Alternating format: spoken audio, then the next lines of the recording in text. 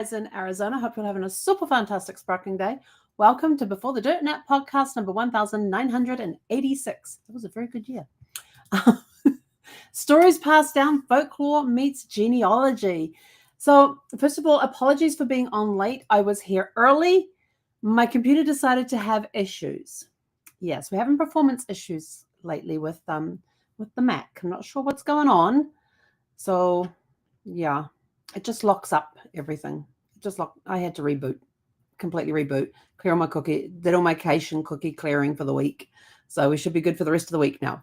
Fingers crossed. Anyway, so stories passed down from generations. I love stories. I love listening to the family stories and stuff. And quite often when I'm talking to people, when people find out I'm a genealogist, they want to tell me their stories. They want to tell me about their family tree, about the time that they were researching this, that, and the other thing. So, and from those, I can glean a lot of information listening to those stories. And later on, I'll go home and take some notes and thinking, if I ever have to research them, this is a good base to start, because they tell me their stories. But there's different things that you can have when it comes to stories. Is it a myth? Is it a legend? Is it just a fairy tale? You never know. I tell you this, if you use relativefinder.com and you use your familysearch.org login, it will pull your information from Family Search. If you've got your tree up there, it'll pull your information in, and then it will tell you who you are related to. We do this because it is unverified. It is completely unverified. And there is a warning on the site somewhere about that too. But are you related to anybody in the ODS community? Are you related to any presidents, any first ladies, European royalty, authors? What else do they have in there? Signers of the Declaration of Independence, those on the Mayflower. What are some of the other ones that they have? They have a whole slew of stuff, in the science field, in the entertainment business, and astronauts are in there too. Supposedly I'm related. It's amazing how many American people I'm related to on this thing. When I was looking at it, I was just like, there's a lot of Americans on here.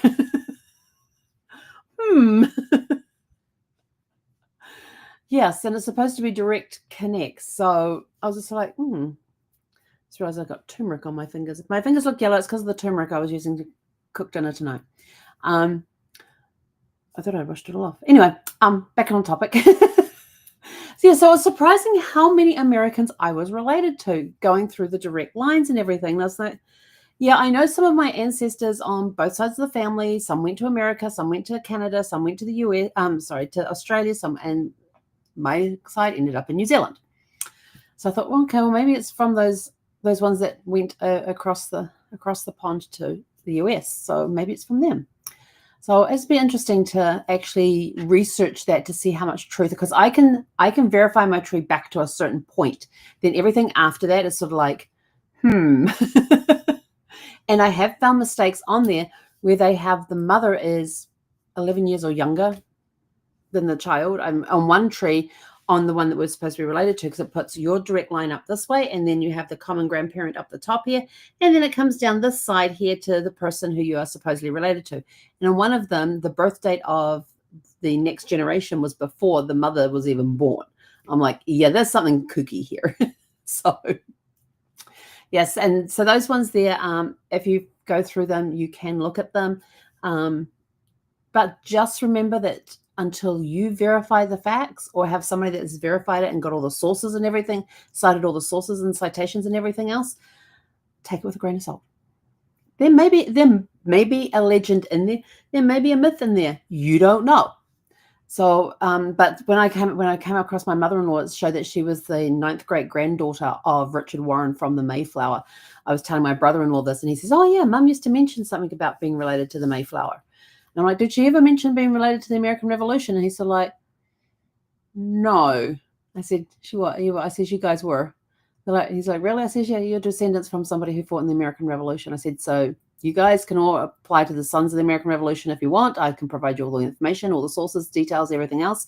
And any of the girls in the family, his nieces, can apply for the Daughters of the American Revolution if they wish. And we can provide them with all the documentation that they need, get them all the documentation that they need to prove every level what helps is that when somebody in the family already, some distant cousin, has already submitted their tree, so I know that my tree from a certain point on is absolutely correct, according to them, because they submit the stuff. The Daughters of the American Revolution then go verify everything for you. And so it's just we have a common ancestor, and from that common ancestor back to the American Revolution, it's all verified already by Daughters of the American Revolution. I just have to verify that small piece. I think it's one or two generations. It's either one or two generations in between what I've already verified and what they have verified. There's one or two generations in there that I'm not 100% sure on. So as soon as I get that verified, then we have the whole link. So it's kind of cool like that. So, you may hear rumors around the family that you're related to royalty or somebody in entertainment and da-da-da-da-da. And they'll go on like this, but how do you prove it? How do you prove that? I had a client who told me, she says, oh, there's a rumor in our family that we are related to this particular historical person. And she said, my second great grandmother had that last name. And I'm like, okay. Now, just because you have the last name does not necessarily mean you're related. There is a chance, yes, like with anything, there is a chance that you could be related, but then it's going back and finding the proof. And that I have to tell you, that particular branch of that tree was so much fun to do. And I'm actually taking that tree at the moment. And with the Pro Tools that Ancestry now have, I'm going into that tree to see what mistakes do I have. Do I have any duplicates in there? It's rated at 9.5 out of 10. And that was before I did anything in there. So I thought, wow, we're pretty on point, because it looks for weird things like, is the mother or the father deceased before a child is born? Is the mother or father even alive? Have they been born before their children are born? Has the is the age of the mother or the father 11 years or younger when their children were born? They look for those discrepancies. Is there any duplicates? Are there any people just floating around out there by themselves, not attached to anything? They're just there as a name. And so they find all those for you. And I did find one where it said that the mother was 11, younger than 11 years when her daughter was born. And I looked at it and I went, oh, wonder if I transcribed the date. Like, I knew I had the century correct, but did I transcribe the year? And it turned out that I went into the documents because I had documentation there to support the birth date, I went in there and had a look and went, yep, I transposed the last two numbers. So quick fix, everything's okay. So that is why, too, it is important that as you are proving these theories and everything else, is that you make sure that everything that you already have is correct, and put it through. Get the Pro Tools there and take the look for the errors in the tree, and see if there's anything in there. Maybe you transposed a number. I've found several times where I have done that. So, but the client's tree is sitting at 9.5 out of 10. And my own tree, which has like 9,000 people in it, is sitting at 8.6 out of 10, which I thought, for the number of people I have in there, that's not bad. But for my client's one, which has, how many people does she have in her tree? That's a really good question. But I got a 9.5 out of 10. I didn't have any duplicates. There was no duplicates in there. And out of the errors that I had in my tree, there was one had the numbers transposed, and then there was another. What was the other one? Oh no, I had 4 duplicates, and it turned out that only 2 of them needed to be merged, and the other 2 were not duplicates at all. There was nothing in those. And clearing up those cleared up one in the other column as well. So that got rid of those, and I've still got to go through the other one where it says no document. There's a no documentation one, and there's, what was the third column? The second column. There's the duplicates, then there's this column here, and then there's the no document column, and then there's another column which is like the other, where you have, the parents were died before the children were born. That they're 2, they're like 3 years old. There's 3 years between the age of the mother and the children. And if you got that off a census, because I have seen this on a census, if you got that off a census, look to see if the father has been married before. Because if the mother, see, when you're looking at a census, you've got the father listed there as the head of the house. In most cases, sometimes the wife is the head of the house, but you've got the father there as the head of the house. And underneath it's got there that the woman underneath him is his wife. That's how she's related. But it does not say that she is the mother of the children that are listed.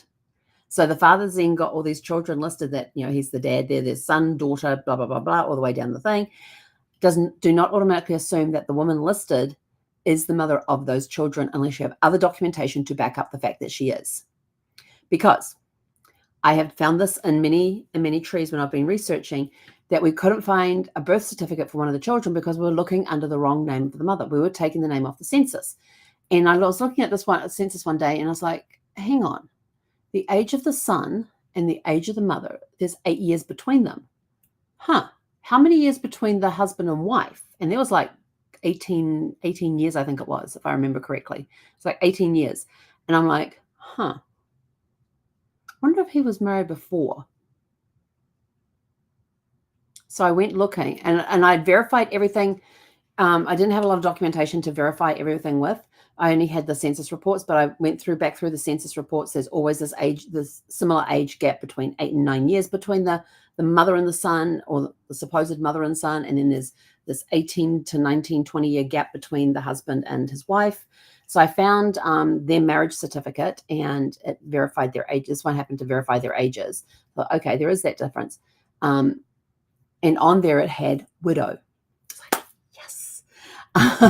So yes, so he had been married before and his wife had passed away. So, well, actually, had she passed away, or was he putting widow there rather than divorce? So there's another question there. If you see somebody on their marriage certificate is a widow or a widower, are they actually a widow or a widower, or are they a divorcee? Because some people would turn around and would rather put widow or widower there than divorcee, because when they put divorcee, that had a stigma about it back in the day. So some people would put down that they were a widow or widower, and they had completely moved from areas. They had, gone cross country to get away from that, so that they would be away from their ex. And then they'd gone and found somebody else. So they said, oh, yes, we were married before. I was married before my husband died, or my wife died. Guys, it wasn't so much of a thing. Women, absolutely. They were like red-lettered if they were found out to be a divorcee, and there was all this stigma around it. But I'm getting totally off topic. So if you're looking at a census report, look at the ages and see what's on there, and look at the census report before and after that one as well to see, are they consistent with the ages? And usually census reports will vary within a year or two. Sometimes they're a little different on the ages. It just depends who's giving the information. If somebody's got to guess what age people are, then if it's the next door neighbor giving the information, or a child in the house giving the information, are they going to know what age mum and dad are? Probably not. Maybe not, but probably not. Anyway, okay, so back to myths and legends and tracking it all down. So common family legends are we're descendants from royalty, great-grandpa was an outlaw. I've come across that one too, which was kind of cool following that story. I had one where there was not necessarily an outlaw, but a criminal. And somebody had asked me to track, because they'd heard a rumor in the family that this particular person and their particular ancestor was a criminal, and that they had been in prison and da-da-da-da. So we went looking, and they'd heard the rumor, but of course that person was already deceased, so they didn't know much about them, and wanted to know did they have any other children? Do I really want to get involved with that family? And so we went and found out the information for them, and found the newspaper reports. We found the police reports. We found the prison records with them in there. It was fascinating. I tell you, it was fascinating. I love this. This is the type of hunts I love to do, is going and proving or disproving a myth or a legend within the family. So sometimes when you hear these stories being passed down through generations, then there usually is a kernel of truth in there. But if you've ever played the game Chinese Whispers, where you have a group of people in a circle and the first person gets something whispered into the air, and then they have to pass it on, and everybody has to be passed on and whispered to as it comes around. By the time it gets back to the person that started it, it's a completely different story. It's the same with the oral myths and legends that get passed down through generations, is that there's a little lost in translation along the way. And but the cool part is that there may be a kernel of truth in there, that it had to get started somehow. How did it get started? We don't know. That's why we've got to go research it. But I tell you, the thrill of the hunt, for me, the thrill of the hunt is just it's so I love the thrill of the hunt. I honestly do. When this client said to me, she says, we may be related to there's a rumor in the family we may be related to this famous person, and my second great grandmother happened to have her maiden name was the same last name as this person. And I says, okay, we'll have a look. There is a possibility because they've got the same last name. There is a possibility, but there's also a bigger possibility they may not. Usually it's a bigger possibility they may not be related just because they have the same last name. But we went searching and we have proven to a point that there is a possibility that they are related. We took it back as far as we could and found a family history book that had been written about this, and it had all the trees and everything in there. And in there it had like they had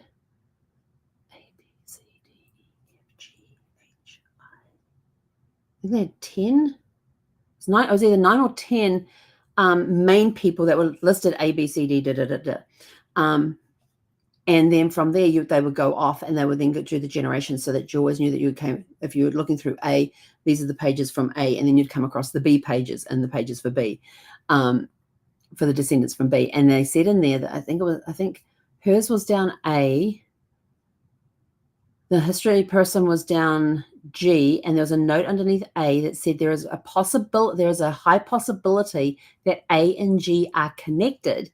We just don't have the resources available at this time. This is 1942. And they actually put the same thing in 1912. So 1912, then they revised it in 1942 because they did some more research. There was more records available for them. They said, there may come a time when, at this time, there are no resources to, we've run out of resources in order to go and search for this anymore. We can't, there's no more records for us to search. Maybe there's more records now. So I'm kind of like picking that up and just working on it as a side project to see if I can find that connection between A and between A and G, and see if there is a connection there. So they've got G listed, and that's its own separate thing. They've got A listed, that's its own separate thing. So yeah, it's a very interesting thing to go. So we're trying to prove that theory. We're pretty sure that we're on the right track. Everything so far, we've been able to confirm everything so far. So I just love this stuff. I really do. I love it. When people bring me problems like that, I love digging in there. So you also have the oral traditions will, when you're listening to the oral stories and things, their traditions will also reflect cultural heritage, value, and history. And this is things like migration stories, origin tales, rituals passed down through generations. There'll be some truth in those and how they came down and how they were started as well. So again, you'll be able to go back through history books and things to confirm those sorts of things. And then if you're tracking oral history, get yourself a good digital recorder. The phone is fine, but get one that like a digital recorder that has an external microphone, which can pick up voices very clearly. And that way you can have it off to the side and you're not sitting there just holding your phone in your hand. You've got it sitting off to the side, but you know that the microphone is good enough that it's able to hear them. Or put the lavalier mics on, the ones that just go on the lapels. Put them on as well, so you can capture their voices and things, especially if they talk very quietly. You want to be able to capture that. So this way you're able to preserve the family history stories digitally, and then later on transcribe them so that other people can. We talk about this in the reunions, transcribing the stories and putting them into books. I mean, some of the stories you could even make children's books out of them that you can give to children in the family, so they have a book written about their history, about their second great grandfather, their third great grandmother, or whatever it is. There's just that little story, and you turn it into a children's picture book. I mean, how cool would that be? That one just popped into my head. So then once you've got the oral history transcribed, you can start going through and picking out details, and then noting those details, and then cross-referencing them into historical records. And if they talk about, this particular person was born in this year, then you start looking for birth records for that person along with the area that they were born in. So you can start doing this cross-referencing on the details that are in the oral history with historical records, be they birth, death, marriage certificates, deeds, wills, trusts, probates, newspaper articles, actual historical events that happened that they may be mentioned in. So things like that. So you've got, there's a ton, I mean, every record, there's a ton of records out there that we'll be able to cross-reference with to prove or disprove the story. And you also have to recognize that with folklore, there may be gaps. They may fill the gaps that records can't confirm. So it could be true up to a point. Then there's like this bit that I can't really confirm that, so I don't know if it's true or not. It kind of is true to this point, but then from then on, it's really not. But then it picks up over here. So maybe they've just put some bits have just been added in there to help keep it a smooth timeline or something, or help fill in a gap. So you may never know what was in that gap originally, because somebody made up something to fill the gap. So there are those two. You've also got the migration stories as well. Stories tied to ancestors who moved. They may have moved because of famine, war, opportunity, religious persecution, slavery. They may have just escaped and gotten out of there. So using those, and you're able to use when they're talking about their when they're telling their story and they're giving the details in there, pull those out and check them against migration records, where you've got people who were in a wagon train, or people who were on a plane, or jeepers, on a ship. Look at ship manifests to see if they were passengers on a ship going somewhere, And when you're doing these oral histories and things too, or family law, it's going to come down sort of around the time that this was done. You may have to go, you may think it's like, say, 1855, when it was actually 1851. So you have to be prepared to expand your year. Okay, you heard it was 1855 in the story, but let's go 5 years either side, or even 10 years either side, to see if we can capture those in the records. And then you can add notes into your tree, where you can you can actually upload, type the story up and upload it to that person's profile as a PDF, so that other people are able to read that story. And then at the bottom, when you've got that the oral account or things, and you can then say, we've proved this, and you actually put sources in there, and you put those little numbers, and then down below you have the footnotes with the numbers and where the references are. Remember that episode we did on evidence? I know, we did one on evidence, so that you can actually prove this part of the story is actually true. This part we're not so sure about. I came across one person that I was looking for, and I had everything up to this person, and so I was trying to find the husband. We definitely knew who he was, because he was mentioned on the marriage certificate for their child. I can't remember if it was a son or a daughter. I can't remember if it was a son or a daughter, but the father was listed on the marriage certificate for that child. So we knew his name. We did not know his year of birth or anything like that. We just knew his name. The system, the ancestry and all of its wisdom, said, oh, we've found a potential mother here. It could be this person. And so rather than clicking on the thing to go, yeah, let's go, because they don't give you any detail. They really don't give you any details. You've actually got to go research the person. So I went and researched the person. And what was interesting is that they were two very common names as far as first names went. We didn't know the mother's maiden name. We had no clue what it was. We just knew that she had married this guy with this last name. We could find him married to several women with this. I think Mary was the first name. Pretty sure it was Mary. But, he had several. There was several of this first name over here of the guy. Then there was several that had married Marys.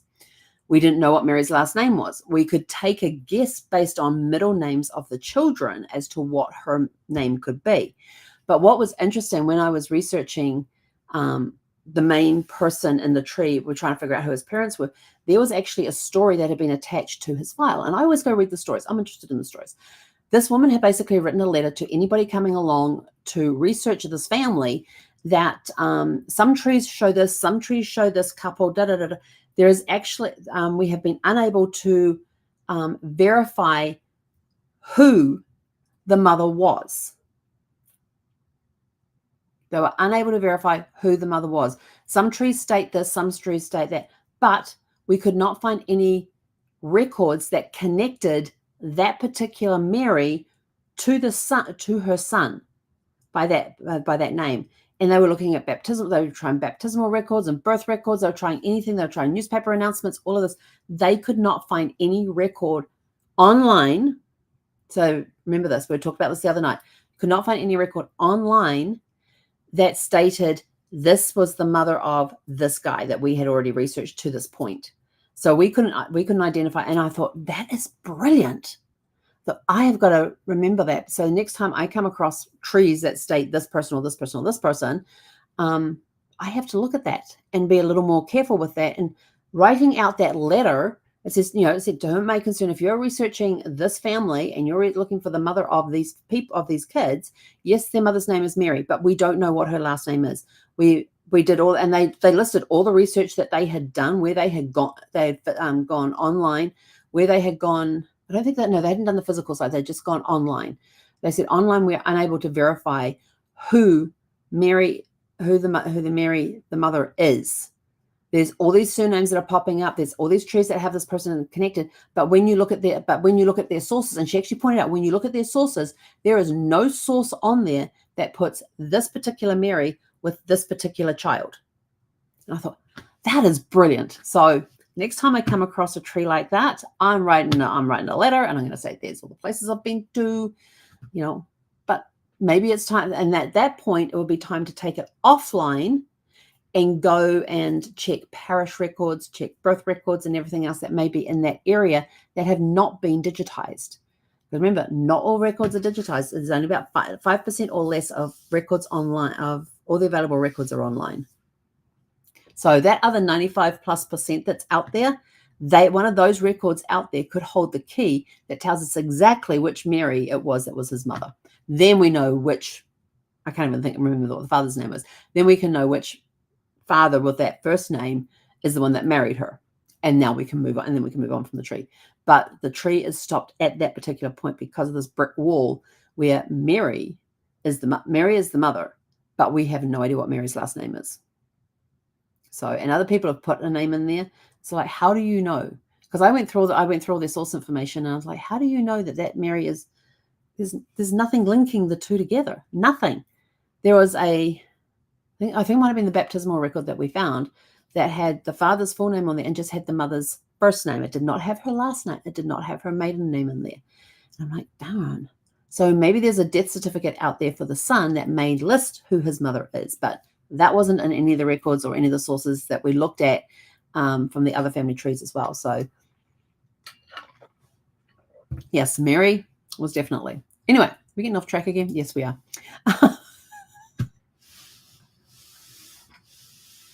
So those are some examples. Like there might be that story coming down through Mary, but who is Mary? We don't know Mary's last name. So yes, you can add these notes into your timelines. On Ancestry, they've got drop-down things where you can add notes in there. You can attach files. So you can put those oral accounts in there.